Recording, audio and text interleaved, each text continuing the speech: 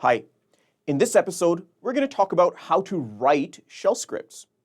Previously, we had discussed what a shell script is and how it's really created and what its purpose is.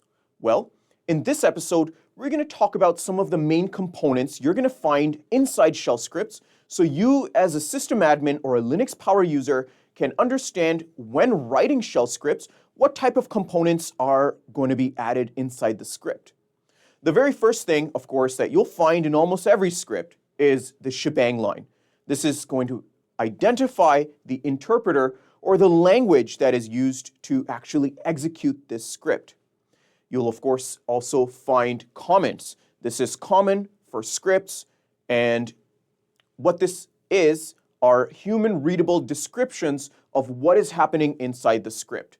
This is not going to be executed with the shell, and generally you just add a hash sign and add some comment into your script to give someone else who's going to open it an understanding of the work that's being done.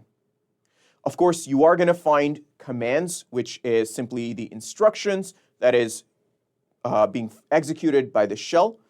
And you can also find things like variables, which are placeholders for data. Variables are assigned using the equal sign, and they can also be prompted, the value of those variables can also be prompted by using a read parameter. So the person executing the script can actually put the value of the variable for you to use within the script.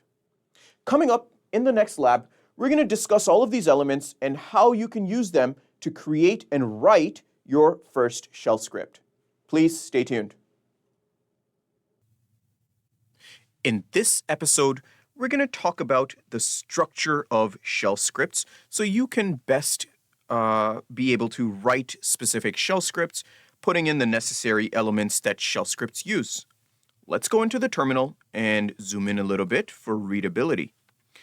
We've explained in the past that shell scripts are simply text files that include instructions for the shell to do something. They have an executable permission, so you can see this is my first script, and it has this extra executable permission that normally doesn't exist for text files, but you explicitly put it there so that the instructions that are inside the script can be done by the shell. So here, I want to show what other elements of shell scripts there are. Let's open the same shell script that we have and discuss the elements from the beginning. This is known, the first line that we're looking at is known as the shebang line.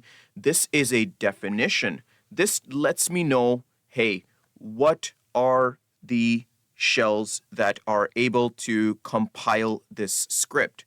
So of course, many scripts are written for many different purposes, for many different types of shells. So you can define what kind of shell should be running this script at the top in the shebang line.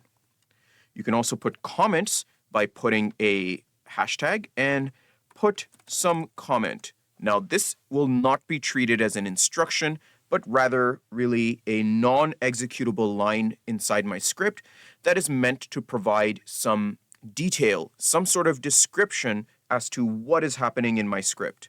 There's also commands like you see, the echo command, and you can even put other elements such as variables. So you can say color is equal to red, and you can say echo $color to be able to echo a defined variable at the top. So again, you're simply setting a variable and you can echo the variable out as part of your script.